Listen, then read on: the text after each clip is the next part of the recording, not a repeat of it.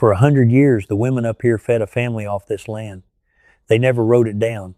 My mama held it all behind her eyes, and when we buried her, the most of it was lost for good. The town doctors called her cooking backward poor folks' food. But I have lived to watch it turn, and most every doing they mocked. The white coats now called genius. So let me tell you what is common. Down at number 10 is a loaf the old women lifted with a wild germ that should have killed them, proved safe only lately. And number 5 is a spring green so full of poison it can stop a heart. Ate every spring by a trick science calls sound. And the one I saved for the very end, number 1, I would not even call a trick. It is the truest thing my mama ever knew. This was never foolishness, and few of us still carry it. So count down the 33 banned Appalachian cooking tricks the science took decades to catch. She knew first. And do an old man a kindness. Tell me in the comments where you are watching from, and tap subscribe while you are here. Number 33, the grease can by the stove. Behind every wood range I ever ate from sat an old coffee can, my mama's among them. After a skillet of bacon or a mess of fried chicken, she poured the hot drippings through a scrap of cloth into that can, and there was her cooking fat for the week. The health men swore it was filthy, blamed it for stopping folks' hearts, and told a whole generation to dump it out and buy the store oils instead. They had the thing exactly turned around. A rendered animal fat is mostly the stable kind that stands up to a hot pan, while them factory seed oils break down and turn on you under real heat. And the diet folks have crept back to it now, allowing the fat she fried in was never the killer they made it out to be. So here is the way. Set a clean can by the range. Pour your drippings in hot through a cloth, and fry your eggs and cornbread in it. Skim the burnt bits, and it holds a month. Number 32, keep it all cold. Any day a pie or a pan of biscuits was coming, my mama chilled every bit of it. Cold butter, cold buttermilk, and she would rinse her own hands under the pump before she laid a finger on the dough. The cooking school woman said that made no earthly difference and only wore her body out. But here is what she never understood. You want the fat riding in the flour as little cold pebbles, not worked in smooth and soft. Those cold bits hit the hot oven, the water in the butter turns to steam of a sudden, and that burst is what pries the layers apart and leaves it flaky. Every good test kitchen now teaches her exact rule. Hold the fat cold till the heat takes it. So do it this way. Cut cold butter through your flour, wet it with icy buttermilk, and move quick. The second the dough starts to slick under your palm, chill the bowl a spell before you carry on. Number 31, hardly handle the dough. The ladies' magazines told her to knead a biscuit good and thorough, like she had no notion of her own kitchen. But she paid them no mind, and she was right too. Here is the plain reason. Work wheat flour with water and you rouse the gluten, the springy webbing that lends a loaf its chew. Chew belongs in bread and it wrecks a biscuit dead. The food men come around to her side entire, calling overworked dough the number 1 cause of a biscuit that bakes up hard as a doorknob. So here's the doing. Stir it only till it gathers, 10 seconds and no more. Then leave off and cut your rounds. Your hands will beg to keep at it. Pay them no mind. Number 30, the pan that screams. My mama's cornbread went into nothing but a black iron pan she had baked in a hot oven with grease in it till the grease near smoked. In went the batter, and that pan let out a holler. The home economists call firing an empty pan reckless and a waste of good gas. But that holler is the whole secret. Cold batter striking metal that fierce sets the crust in an instant so it browns hard instead of steaming up soggy, and the meal's own sugars scorch a little and turn sweet the way no lukewarm pan can. The food scientists gave that browning a name, the Maillard reaction, and proved it only kindles at high heat, which is just what she was chasing. So here is the way. Slide your greased iron into the oven as it heats and let it get truly hot. Pour the batter into that screaming pan. The sound it makes is your crust being born. Number 29, cold coffee in the chocolate cake. The town baker sneered at a poor woman's patch for folks who could not afford good chocolate. The flavor chemist sat down years later and worked out her trick. Coffee and cocoa share a whole family of the same flavor bits, so a splash of coffee latches onto the chocolate ones and hauls them out 2 and 3 times louder. You taste no coffee at all. You taste chocolate, harder and deeper. The fancy bakeries do it her way now, a nip of coffee folded in to darken the cocoa. So here is the doing. Pour a 1/4 cup of cold, leftover coffee into your chocolate batter, standing in for that much of the wet. Do not you go brewing a fresh pot. Cold and left over from breakfast is the whole point of it. Number 28, a pinch of salt in the sweet. Every cake and pie and cobbler and pan of candy my mama made got a pinch of salt worked right in alongside the sugar. The sugar seller surely had no wish for that to get around. This one is straight chemistry.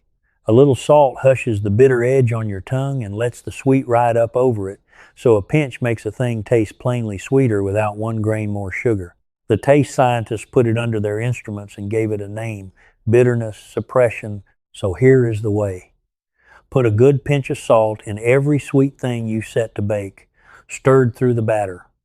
You will never taste the salt. You will taste more sweet and more of the flavor besides. Number 27, beans on all day. My mama's soup beans went on the fire at daybreak with a hunk of fat back and cooked low till supper, 5 hours, maybe 6. The efficiency folks called all day cooking plain wasteful when a pressure pot managed it in 20 minutes. But the long time is the whole trick.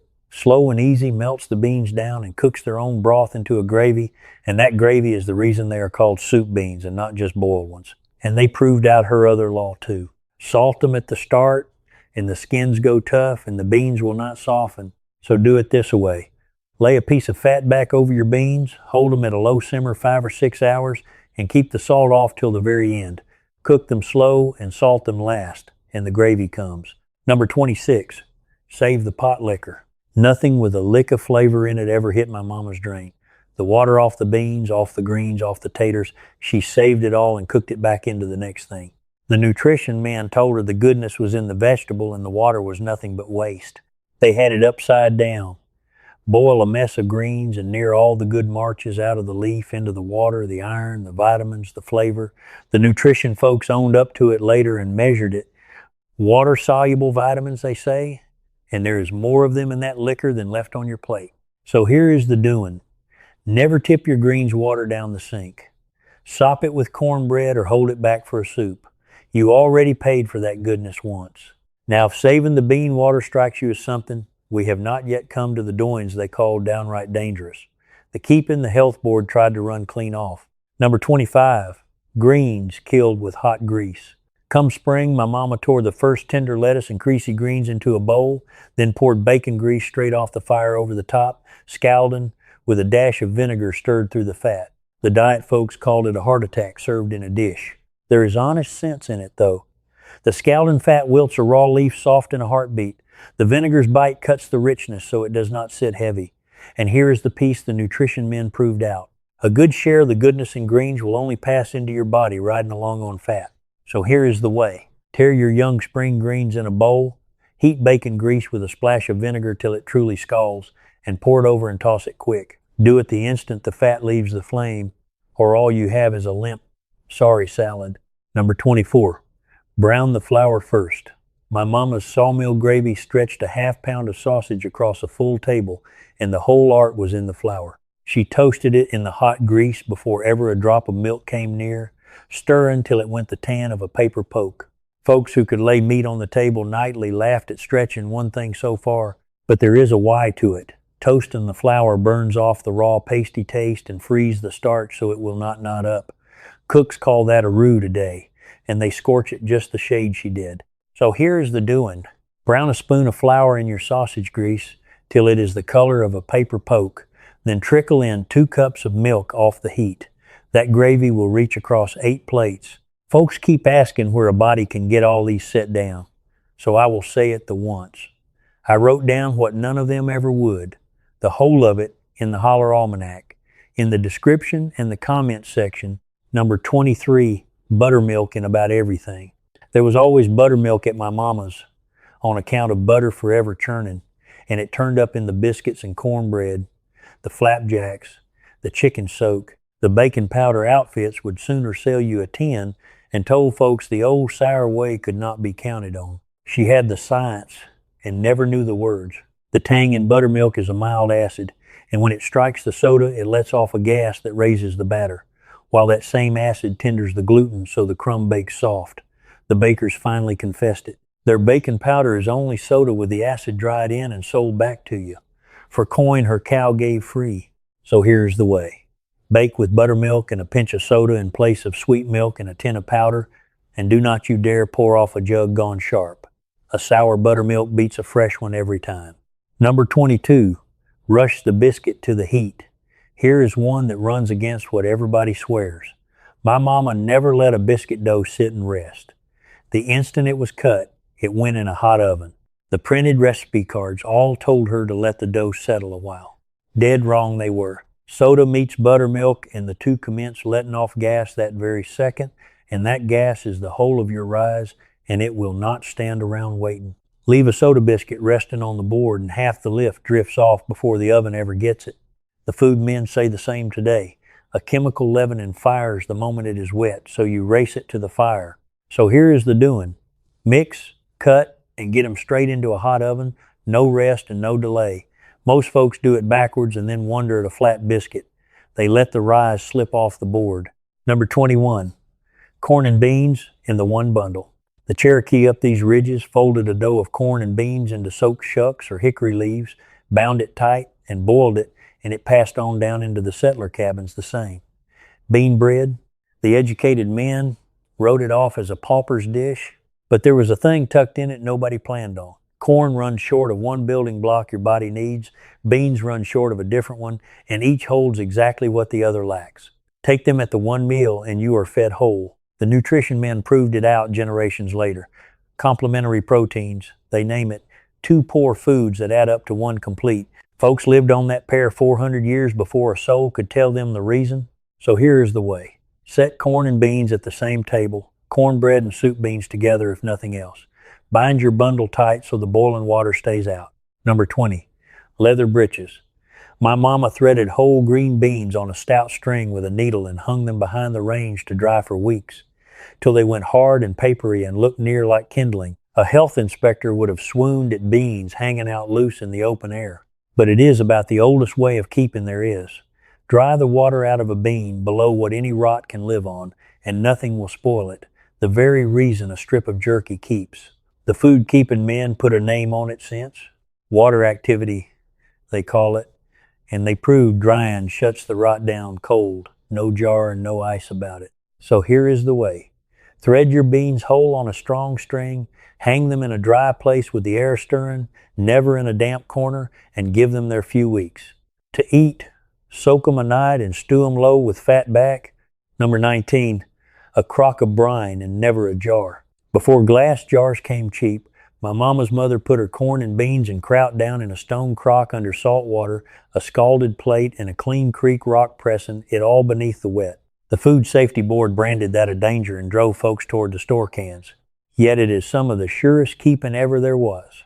The salt fends off the rot, and the good little critters riding on the vegetable feed on the sugars and turn them sour. And once it is soured down deep enough, nothing that could harm you can live in it.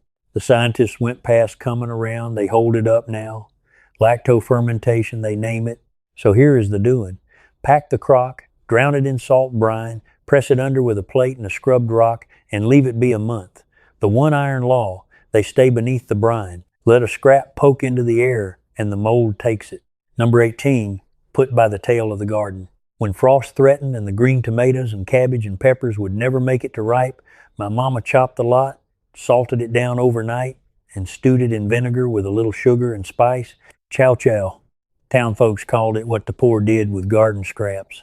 But it is preserving done straight by the book. The salt draws the water out of the vegetables.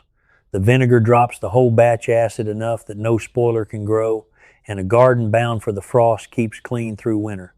The food men proved it to the letter. Acid dropped that low kill, spoilage, stone dead, no different from any jar of pickles they will sell you. So here's the way. Chop whatever the frost is about to take, salt it a night to pull the water, then simmer it in vinegar and sugar and spice and put it up. Every family's turned out its own, and not a one was wrong. Number 17, the spring house in place of the icebox.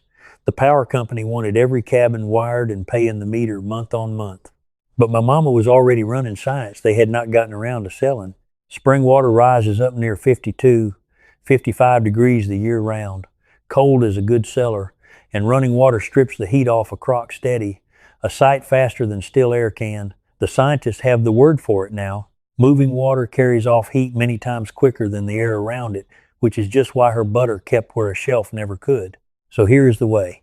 If you have a cold spring or even a cold branch, set your covered crocks right down in the running water. The real skill was finding the cold spring, and she put hers where the water ran, not where it fell handy. From here on down, these quit being handy tricks and turn into the reason a family ate through a hard winter with no wire and no store. The worst feared are still coming. Number 16, the bones nobody else would keep. My mama never once pitched a bone. Every picked chicken frame, every ham bone, every beef bone off a Sunday roast went into a pot at the back of the range with a splash of vinegar and cold water to simmer a whole day down into broth. The stores took to selling cubes and cans and told folks that stewing old bones all day was a waste of a woman's hours. There was gold hid in them bones, though. A long, low simmer coaxes the collagen out of the joints and softens it into gelatin, and the vinegar pulls the calcium and minerals loose into the water. And now, honey, they bottle that very thing in a fancy jar and call it a superfood. So here is the doing. Hoard your bones in the freezer, then simmer them low a full day with vinegar and whatever vegetable ends you have. Strain it off and drink a warm cup. Your knees will bless you. Number 15, render your own lard. Hog killing gave up the fat, and cooking it down to lard fell to the kitchen. Cut it fine, melt it low and slow, never scorch it, strain it clean while it runs hot. The margarine outfits burned a fortune telling folks that honest rendered fat would stop their hearts and their factory grease was health itself. The truth ran the other way, and the science bore her out. Rendered low and slow, lard sets up pale and near tasteless and keeps for months, and the way its fat crystallizes builds a pie crust no store shortening can touch. And here's the turn, honey. That margarine they pushed was loaded with the trans fats, while good lard got quietly cleared. So here's the way. Cut your fat small, melt it over low heat, slow, and never let it brown. Strain it clean while it is hot, and keep the cracklings back for your cornbread. Number 14, a spoon of vinegar in the pie dough. My mama added a spoon of plain white vinegar to her pie dough into the cold water she mixed it with, the same as her own mother, and could never tell you a reason past that. The high-tone cooking schools threw it out as a hillbilly patch for a woman who could not turn a proper crust. Every baker alive stands with her now. The acid in that vinegar holds the gluten back from toughening while your hands work the dough, so the crust bakes tender in place of leathery, and the sourness bakes away completely in the oven, not a trace left in the pie. The food men measured it plain. Acid slows the gluten. Simple as that. So here is the way. Add a single spoon of plain white vinegar to the ice water for your crust. No more than that. A whole slug of cider vinegar and you will taste it. And that is a different mistake. Number 13, sourdough. Long before it had the fashionable name, the yeast companies would sooner sell you a fresh packet every Saturday and warn folks the homemade sort could not be trusted. But that crock on the counter outdid their packet by a country mile. The wild yeast and the sour critters living in it raised the loaf and soured it at one and the same time. And that slow ferment breaks the dough down so it sits gentle in your belly and does not spike your blood like store bread will. And now, honey, folks line up at a bakery and pay double for what she nursed in a crock for free. The scientists call the sour ferment the soundest way there is to raise a loaf. So here is the doing. Keep a starter of flour and water on the counter, feed it a spoonful each day, and use it to lift your bread. Feed it, and it lives on forever. Forget it a week, and you have lost her. And every last one of these, all 33, is gathered in the Holler Almanac, linked in the description and the comment section. The banned ones start now. Number 12, the black skillet you never scrubbed. My mama had the one iron skillet she cooked near everything in, and she never once took harsh soap nor a scour pad to it. She wiped it out hot and rubbed a trace of grease in, and season on season it built a black skin slick as river glass. The cookware sellers laughed at a woman baby in an old pan. They called it dirty and behind the times and sold folks a slick non-stick as the modern answer. But that black skin is not one speck of dirt. It is cooking fat baked onto the metal till it hardens like varnish. A true non-stick you raise yourself with heat, and no soap on earth washes it off. And here's the grin of it.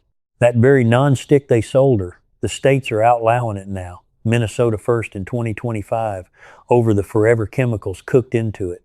The black iron has no coating to fail. So here is how you keep one. Rub it thin with oil, warm it to set the skin, wipe it clean, and hand it on down. Number 11, the eggshell in the coffee pot. The old folks boil their coffee right on the range, and to settle it, they crushed a clean eggshell down among the grounds, some tossing in a whole egg, shell and all. The coffee men with their paper filters called that a backwoods old wives' tale, and said boiling coffee ruined it outright. But there is real chemistry in that shell. A shell is near all lime, and lime is a gentle base, so it takes the sour bitter acid clean out of the pot. And a whole egg going in, the white grabs the loose grounds and drags them down, so the pour comes off clear. A fella patented that very move back in the 90s, using the same lime to pull the acid from coffee, and he wrote the old eggshell pot right into his papers. So here is the doing. Crush a clean shell into your grounds, boil it the old way, then pull it off and let it stand till the shell and grounds drop. Pour the clear coffee off the top. Number 10, salt rising bread. A woman with no store yeast lifted her bread another way, on a warm starter of scalded milk and cornmeal, left overnight till it foamed and smelled sharp as an old cheese. Folks feared it, for the little bug that lifts it is close kin to the ones that lay a body low. Some called it botulism bread and would not put a knife to it. But hear the truth of it. That warm starter grows a wild germ that gives off its own gas and lifts the loaf like any yeast, leaving a tight crumb and a nutty, cheesy tang. And so here is how it was done. And mind the baking heat is the whole of its safety. Scald milk over cornmeal with a pinch of salt, hold it near blood warm overnight till it foams, work it into a dough, and bake it through good and hot. Number 9, soaking corn in wood ash lye. The Cherokee up these ridges took hard-dried corn and soaked it in a lye run off wood ashes, or in slaked lime, till the tough hull slipped right off. Hominy, and ground down your grits. Once the mills came selling cheap cornmeal, folks called the old ash soak a poor man's chore and a shame nobody cared to own. But that soak was working a thing no eye could catch. Plain cornmeal locks its niacin up where your body cannot reach it, and a people living on corn without the soak came down with the pellagra, a sickness that stole the mind and the skin and killed near 100,000 souls down south. The lye breaks that vitamin loose. The folks who soaked their corn never took the sickness, and today the finest cooks in the land treat wood ash hominy like buried gold. So here is how it was done. And mind that lye and lime will burn you, and they used only clean hardwood ash. Cover your dried corn in the lye water, simmer it till the hull loosens, then rinse and rub it clean under cold water. Number 8, a winter's eggs held with no ice. Come spring, the hens laid faster than a family could eat. So the old folks stood the fresh eggs, unwashed, in a crock, poured slaked lime over them, water glass they called it, and set it in the cool cellar. The modern food folks call that outdated and reckless and trust nothing but the icebox. But the chemistry is dead solid. A shell is full of tiny pores, and that lime seals every one with a coat of the very stuff the shell is made of. And here is the part that gets me. The government taught this method for 40 years, printed the receipt in 1917, then buried it when the icebox arrived. So here is how it was done, only ever with fresh, unwashed, sound-shelled eggs. Stand them point down in a crock, cover them an inch under the lime wash, and keep it cold. Cook one through when you use it. The last few are the ones the doctors and the county men warned folks off the hardest, and the old folks were dead right on every one. And one of them is a flat-out poison. Number 7, long-sweetening, sorghum for sugar. Before cheap white sugar reached the store, a mountain family grew its own sweet cane, pressed the stalks with a mule walking the mill, and boiled the green juice down all day over a wood fire into dark sorghum. It went on the biscuit, in the coffee, through the gingerbread. Then white sugar came in cheap, sold as pure and modern, and the dark syrup got looked down on as what poor folks made do with. But refine a thing snow white and you strip the good clean out of it. White sugar is empty, nothing but the sweet. Dark sorghum and blackstrap molasses hold on to the iron and calcium and potassium the cane grew. The nutrition men measured it. Stand sorghum against every other syrup in the store and it carries more iron and mineral than any of them, where white sugar carries none. So here is the way. Where a warm, dark, sweet suits on your biscuit and your gingerbread and coffee, Reach for sorghum or blackstrap in place of white sugar. It is still sugar, mind, but it is sugar that brought its minerals along. Number 6. Corn pone baked in the ashes. Before a cabin owned an oven, the plainest bread there was got baked in the fire itself. My granny patted up a stiff meal dough, raked the coals back, laid the cake on the hot ash, and heaped more ash over it. When the iron range came in, they sold it hard on one promise above all: no ash in your food, and the old ash-baked pone got branded dirty and primitive. But clean hardwood ash is not filth. It is the same potash and lime they leach for their soap, and no harm in the trace that clings to a crust. And a deep bed of coals wraps the cake in a steady, even heat, so the outside chars to a hard shell that guards the soft bread within. The finest fire cooks in the world now bury their food in the embers on purpose and call it high art. So here is how it was done, and only with clean, untreated hardwood. Burn it to coals and gray ash. Lay your cake on the ash and cover it, and bake till the crust rings hollow. Number 5. Poke sallet. Run through change after change of water. This is the one I have to be square with you on, for it is a true poison, and I won't send a soul out to eat it.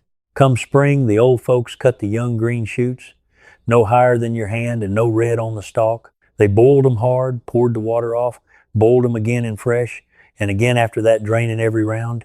The extension men and the poison folks say it plain: do not eat it, it is a poison plant. And they are not wrong, for poke will hurt you. But the poison lies lowest in that young shoot and worst in the root and the red, and it dissolves into the water, so every change they poured away carried more out. The science bears that logic out. What it will not say is that the plant is safe, for folks have taken sick even doing it right. So keep this one as history, honey, a marvel of what a hungry people puzzled out, and not a supper you go and fix. It is a poison, and I mean it. Number 4. Read the grease and throw out the thermometer. No thermometer ever hung in my mama's kitchen, and her fried chicken came off at the right heat every single time. She flicked a bead of water or a pinch of meal into the grease and read what it did. The men peddling thermometers and electric fryers said guessing by eye was how a woman poisoned her own family. But she read that heat true as any dial. Too cold and the chicken drinks the grease up greasy. Too hot and it scorches outside and stays raw at the bone. When the meal dances and takes a slow, even brown, that is your window wide open. The food men measured its sense, and that dance falls right at the heat they now swear fried chicken belongs in, hot enough to seal the crust before the grease soaks past. So here is the way. Drop a pinch of cornmeal in the hot grease. Sinks and sits still. You wait. Dances and browns gentle. In goes the chicken. That is the whole of the secret. Number 3. The salt and smoke cure on a whole hog. Here is the doing that fed a family clear through the winter. After the hog killing, the hams and shoulders went down packed in salt and brown sugar and pepper, and there they lay 6 weeks in the cold. The county men came around calling home cured meat a public danger, but it is the oldest way of salving meat there is. The salt hauls the water out through the flesh, and once the water is gone, no rot can take hold. The food scientists proved out every step.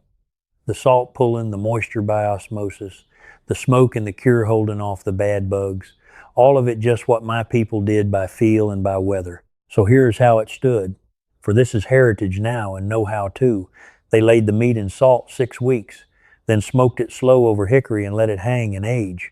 The old men who could tell a smokehouse was right just by its smell are near all gone. When I was a boy, there was 3 of them up our creek. Now, not a one. Number 2. Cornbread crumbled in cold buttermilk. It was about the plainest supper my mama's people ever sat down to. You broke cold cornbread down in a tall glass, poured the buttermilk to cover, and ate it with a spoon. The nutrition folks called it what poor mountain people ate for lack of knowing any better. But there was more good sense in that glass than in half of what they sell you. Corn falls short of 1 block your body needs to build itself, and the milk pours that very block right back in. So the two together hold you where cornbread alone leaves you hollow by dark. The nutrition men proved it out. Corn and milk make a whole protein between them. Not a soul in that kitchen had heard the word protein. They only knew it held them till morning. So here is the way. Crumble cold cornbread into a glass of buttermilk and eat it with a spoon. My grandbabies reckon it the saddest thing they ever saw. They are wrong. It is a whole supper for pennies. Number 1, no measure but her own 2 hands. The food companies and the test kitchens itched to break her knowing down into numbers they could print and sell. And here is the strange of it. The science took her side. A cup of flour weighs one amount packed and another loose, one amount on a wet day and another on a dry, so a cup was always half a lie. And every serious baker living now throws the measuring cup aside and weighs the flour on a scale to the gram, for they finally proved what her 2 hands already knew. So here's where you start. Quit trusting the cup. Go by how the dough feels and how the batter falls off the spoon. Now here is the truth beneath all of it. She could hand you the receipt. She could never hand you the hands that felt the moment it came right. And those took 60 years at the stove to grow. When she passed, the most of that knowing passed with her. But I stood and I watched, and a thread of it lives on in my own hands, yet that is why I am setting it down here for you. What dies is the hands, honey, not the receipts. And there is no writing a pair of hands down. That is the truest thing on this whole list. So here's my challenge to you. Do not let this be a thing you only sat and watched. Put your own 2 hands to a single one of these before the week is out, and do it by feel and not by cup. Stir cold coffee through a chocolate cake, or set a pot of bones to simmer the day long and drink a warm cup of the broth. Then come sit with me a minute in the comments. Tell me the one thing your mama or your granny did at her stove that she never wrote down, that you carry only because you stood and watched her do it. Who was she to you? And what part of the country did she cook in? I read every last one myself. And if you want the whole of these set down in the one place, that is what the Holler Almanac is, in the description in the comment section. Because none of this was ever backwardness, and it was never being poor. It was a lifetime of knowing how to feed your people. Learned at the elbow and never once put to paper. And it is a closing now, one old cook at a time. None of them ever wrote it down. So I did. And now it's yours.